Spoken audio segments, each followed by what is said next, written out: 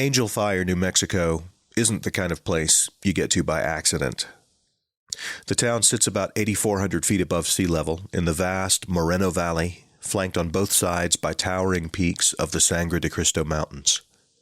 The 400-year-old town of Taos is about 30 miles to the east over a mountain pass that climbs above 9,000 feet. Santa Fe is about 100 miles to the southeast. Pueblo, Colorado is nearly 200 miles to the north, and it's a 1.5-hour drive to the nearest interstate. In other words, there's no wrong turn that takes you to Angel Fire. If you're there, you probably went there on purpose. With a population of just over 1,200, this high alpine town does boast its own ski resort. In fact, the Moreno Valley looks more like Colorado than what most people picture when they think of New Mexico. If you live in Texas, Oklahoma, or Kansas and enjoy skiing, you've probably heard of Angel Fire because it's one of the closest resorts to home. And if you've ever participated in the Run for the Wall, the massive annual motorcycle ride from California to the Vietnam Veterans Memorial in Washington, D.C., you know that the central route goes right through Angel Fire. And that is no accident. Because Angel Fire, New Mexico is the unlikely home to one of the country's very first Vietnam Veterans Memorials. And the story of the people who made it and continue to make it is worthy of your attention. Stick around.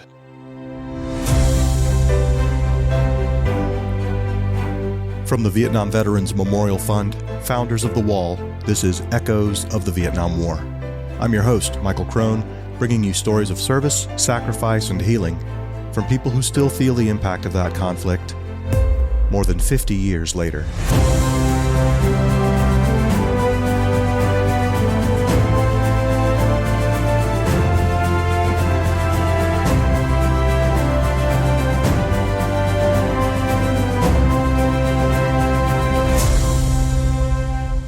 This is episode 58, Angel Fire. This was started way back in 1968. Doc was actually building a ski resort here.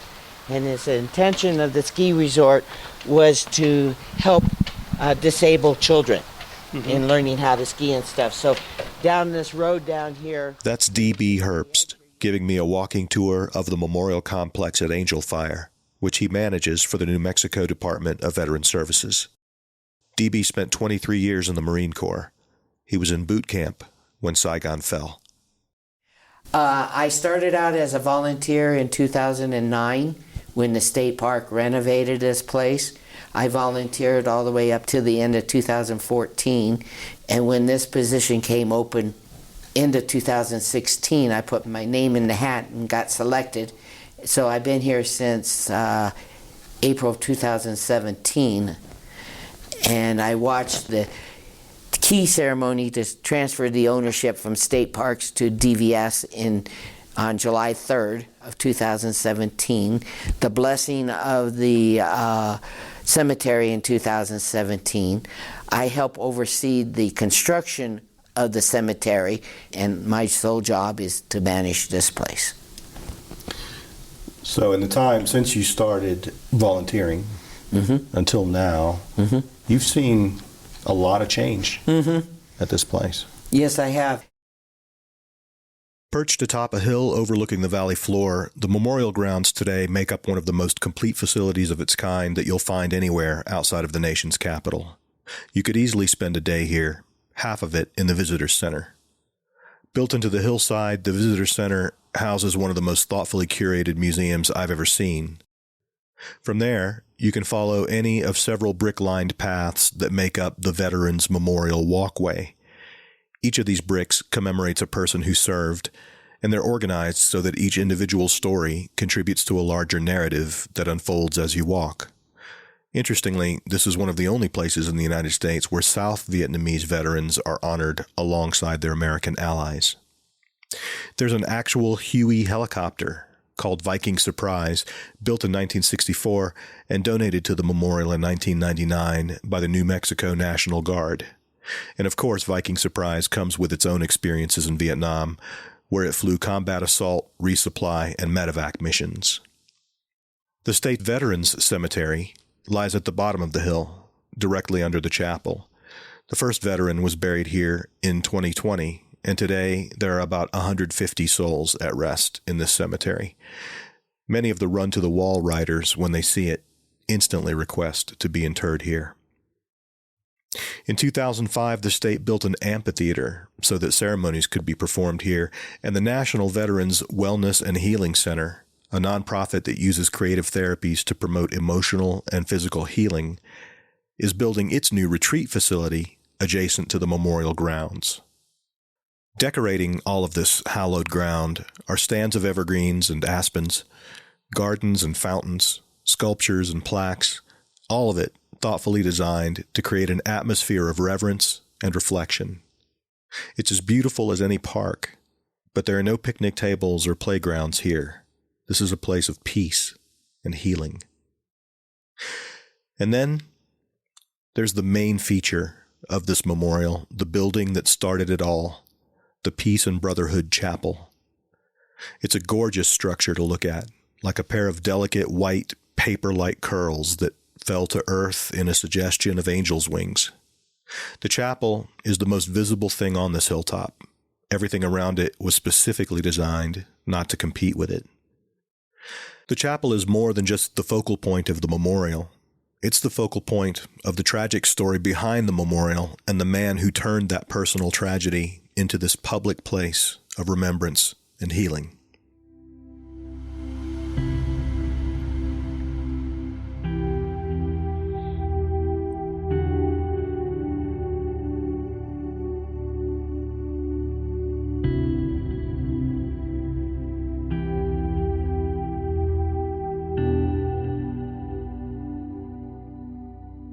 Victor Westfall grew up on a farm in Depression-era Wisconsin and earned a commission in the United States Navy.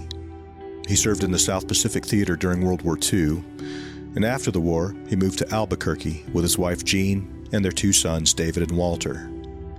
There, Victor learned several building trades and established a home building business.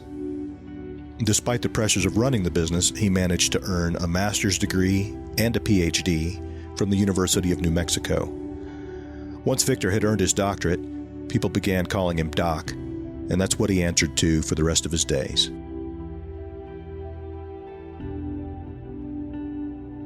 In 1964, Doc and Jean sold their property in Albuquerque and bought an 800-acre ranch in Angel Fire. Doc planned to develop the ranch into home sites and a 9-hole golf course. By then, both of his sons were grown and in the military, David in the Marine Corps and Walter in the Air Force, and both would serve as officers during the Vietnam War.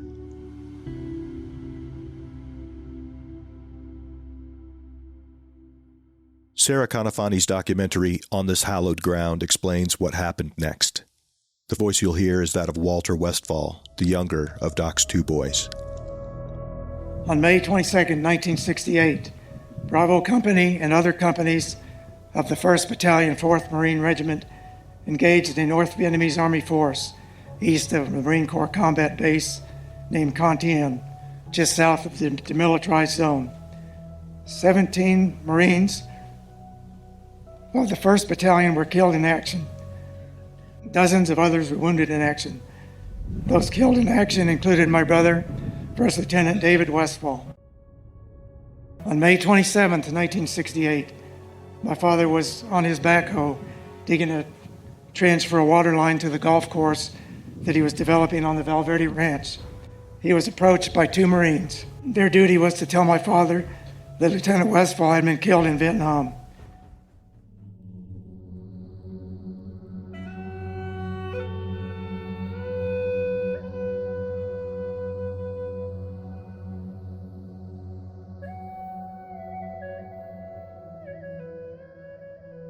Bravo Company, 1st Battalion, 4th Marines, had run into an L-shaped ambush set up by an NVA unit east of Con Tien.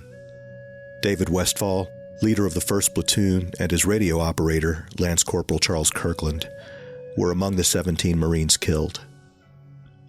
8 of the dead, including Westfall and Kirkland, had to be left on the battlefield overnight. The next morning, while on an operation to retrieve the bodies of their fallen, the Marines hit back. Hard. Some accounts estimate the NVA dead numbered in the hundreds.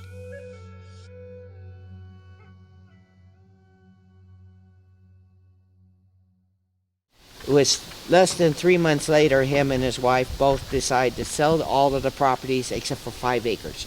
And the 5 acres is the chapel, so we'll head on over there. Doc does have a non-denominational church here. People do have services in here. We have people coming here just to sing. And it's quite inspiring when they do that. And you'll see people coming, sitting on the benches. And this chapel stays open 24 hours a day, 7 days a week, 365 days a year, because when Doc was actually building the chapel, he got the exterior all done. He was working on the inside. He left his tools inside, locked the door, and he went home. His home was down the hill. When he came back, he saw this piece of wood that he discarded with a note on it. Why did you lock the doors when I needed in the most? And from that time on, the doors have never been locked. To this day, they still are not locked. Wow. So you could come back at midnight and come in. A father's devastating grief is converted into a chapel dedicated to peace and brotherhood. The chapel becomes a memorial, which grows into a complex, complete with a museum, a cemetery, a healing center. In short, a comprehensive facility for remembrance and reconciliation. What more is needed? What could possibly make Doc's vision more complete? After the break, I'll tell you. And I'll introduce you to the veterans who've been working tirelessly against the odds for years to make it happen. Stick around.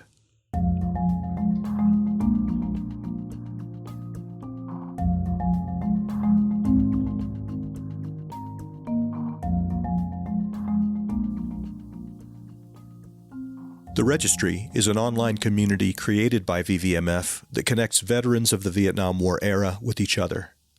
By signing up for the Registry, you can upload and share stories and images, connect with others who served during the Vietnam era, and connect your service with people you knew whose names are now on the wall. Join the community and preserve your legacy or a family member's by signing up today at vvmf.org/registry. Hi. I'm Anne Margaret. I went to Vietnam to entertain the troops in 1966 and 1968. My guys, my gentlemen, if you lived through the Vietnam War era, you know the impact that the war had. But today, we are in danger of history being lost. Current generations know very little about the war or the people who served. As more of our Vietnam vets pass away each day, their stories are being lost to history. Together, we can change that. The Vietnam Veterans Memorial Fund is the organization that built the wall. It works to ensure that future generations will understand the war's impact. Let's help keep the promise that the wall was built on. Never forget. Visit vvmf.org to find out how you can get involved. On Veterans Day 1996, VVMF unveiled an exact replica of the wall that could be packed into an 18-wheeler and hauled to cities and towns all across America. Since then, the wall that heals has been displayed in nearly 700 communities throughout the nation, spreading the healing legacy of the Vietnam Veterans Memorial to millions of visitors. If you want to know more about this traveling exhibit and the impact it can have on a community, check out episode 15 of this podcast. The Wall That Heals and the Mobile Education Center that travels with it will be in Gibsonburg, Ohio, August 31 through September 3, and Sanford, Maine, September 7 through 10. To see the rest of this year's tour schedule and to learn how you can bring the Wall That Heals to your town, visit vvmf.org.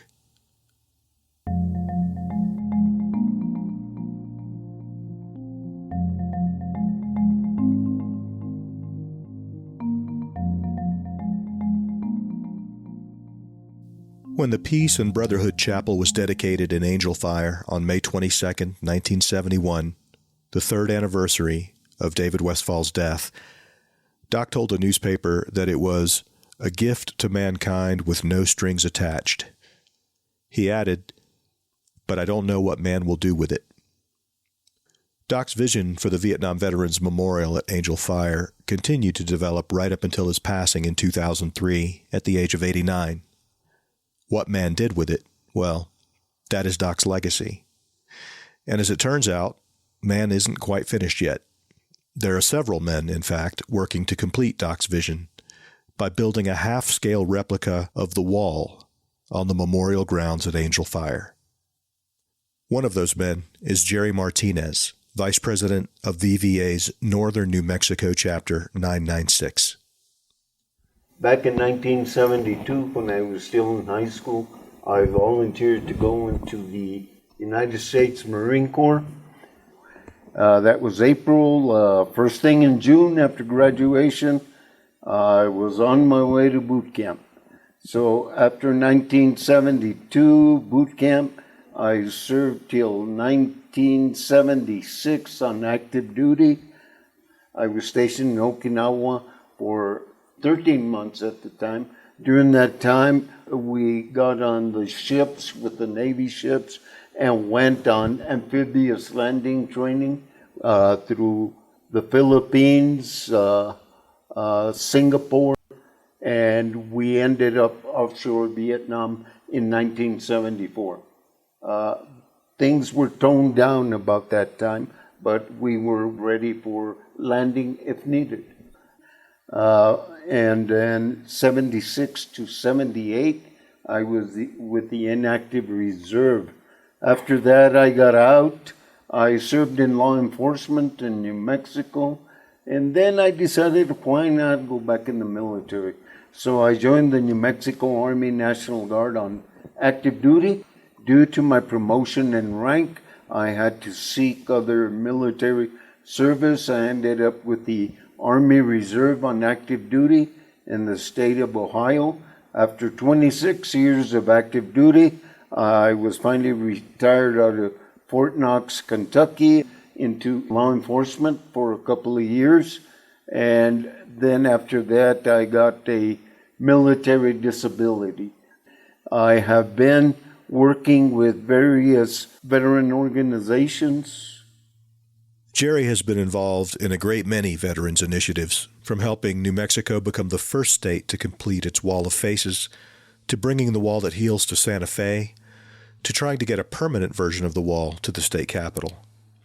After a few failed attempts to acquire existing replicas, the idea finally evolved to build one from scratch, an exact replica of the one in D.C., right down to the black granite, but half the size. So we contacted Department of Veteran Services, and John Garcia was a secretary at that time. He said, "Why don't you guys think of getting a wall up in Angel Fire?" It clicked, and we all agreed, hey, that'd be great. I bet you we would have a lot of cooperation. So we started on that, and we agreed that we would fundraise. Our chapter would fundraise. And when we met with the Department of Veteran Services, they said, yes, we can get you a place up at Angel Fire for the wall once it's completed. And we took it upon ourselves also to talk to Walter Westfall, the surviving son of Dr. Westfall. And I spoke to him. And I may have caught him by surprise, but he said, sure, I don't see any problem with that. So our chapter was able to collect 56,000 out of the 106. But lo and behold, in 2021, when the COVID hit, our fundraising dwindled. It went down. So our next plan of attack was, let's go to the governor, Michelle LeBlanc Grisham. Before we started talking, the governor said, wait a minute, before we start anything, I want you guys to know I know what you want. I don't think it's right for you veterans to go out there doing fundraising when our state has money to support you. So she came back and she said, whatever you need, the 50,000 is yours.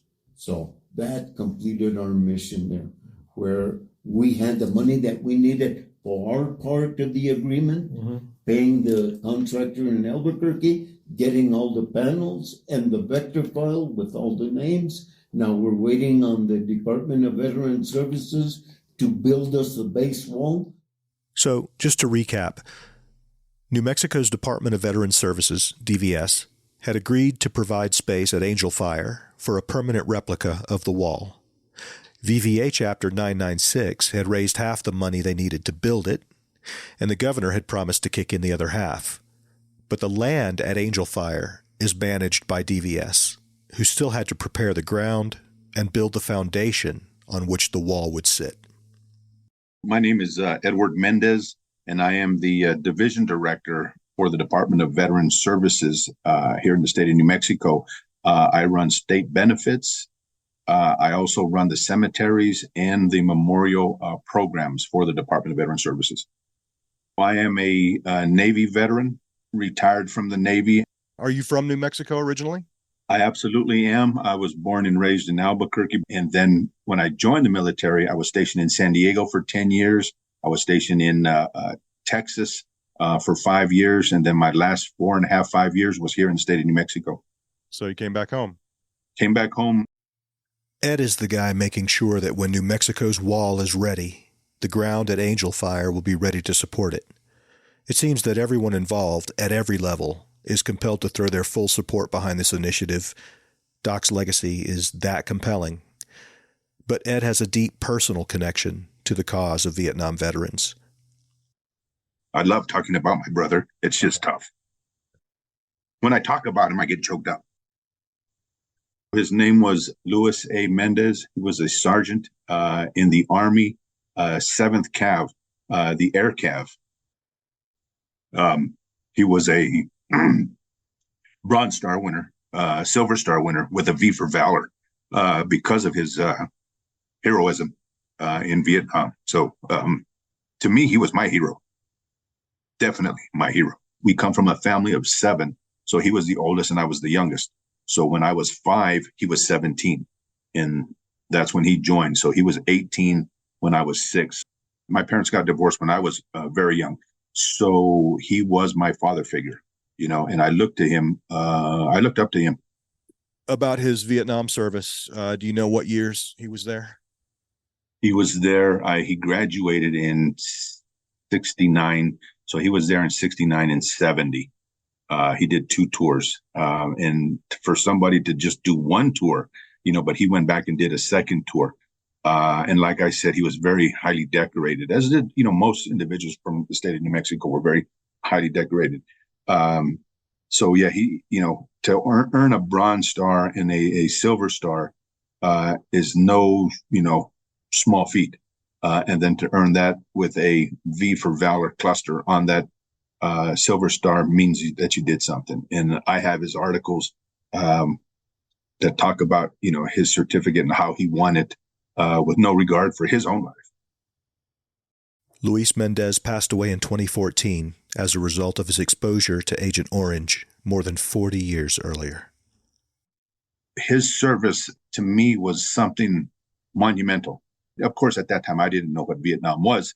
I was just a young 5-6-year-old boy. But I saw him in his uniform, and to me, it commanded so much respect. And then after that, once I grew up and then once I joined the military, I found that to be something to admire. So the first chance I got to see the memorial, I took my family to Washington, D.C., I don't know, 10, 15 years ago. And it was just overwhelming, just completely overwhelming. And that was a story that I shared with him before he passed away. And I know he went to see it as well. So it was just a kind of a bonding between myself and my brother. And I'm really, really proud of our efforts, the agency's efforts to start the construction. And I will tell you, as of this point right now, we have our construction crews mobilizing on those grounds right now, turning dirt to get that wall built. In a few months, the ground will be too hard and under too much snow for crews to complete the project. Ed estimates that the wall will be complete sometime in the spring. If you can get there for the grand opening ceremony, I would highly recommend it. I sat down with DB one final time to help me put all of this into perspective. So you've got the chapel, you got the cemetery, you got the Huey, you got the bricks, you got the museum. You know, it's already a lot. What does the addition of a wall mean to you? It's the end of the circle, that Doc's vision. It's the end. It's not only Doc was honoring the living, but he's also remembering those who sacrifice. But it will finish that circle of who we're honoring, who we're remembering. And like I said, it's just going to finish that connection. Yeah, the other thing that I think it will do is, you have so much emphasis on healing here, right? That's what the chapel is all about. That's why it's open 24 hours. That's why there's a wellness center nearby. Mm-hmm. It has surprised me the times that I've seen that happen at the wall, either at the wall in D.C. or at the wall that heals on the road. Yeah. When I watch a Vietnam veteran just connect, it's a powerful moment. I know you talked about some of the reasons why you're putting it down by the wellness center, but honestly, that's exactly the right place for it.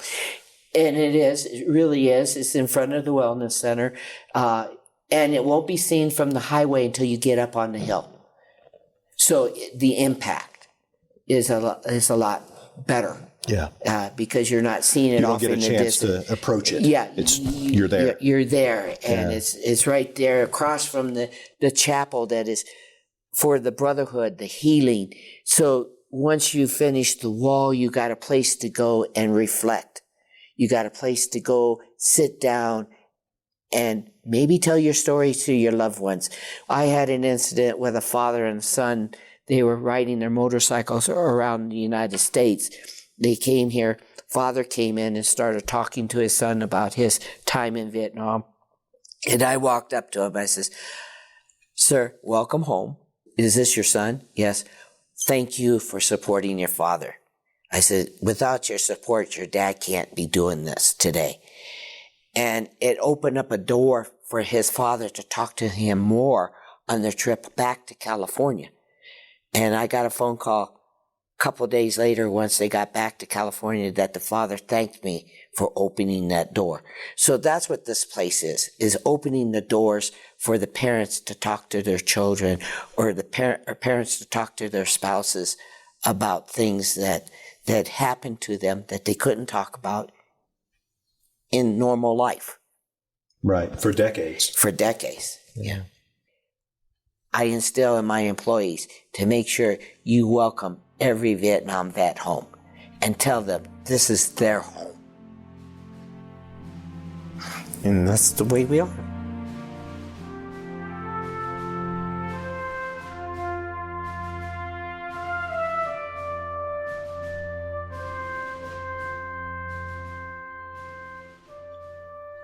This is why this is sacred grounds to our Vietnam veterans. Is a father who lost a son, who understood the pain and the anguish, who also served, would create a facility that will welcome them home, a facility that will help them heal, is why this place is here.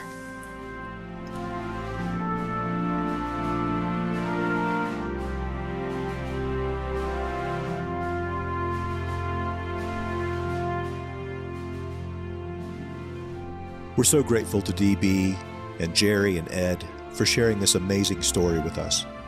There were several others whose voices you didn't hear, but whose contributions to this episode were absolutely essential.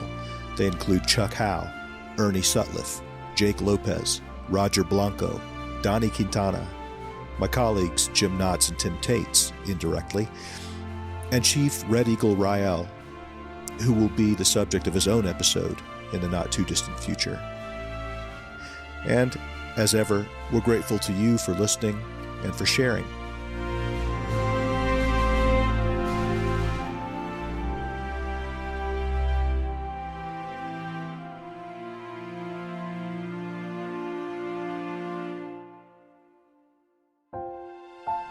We'll be back in 2 weeks with more stories of service, sacrifice, and healing.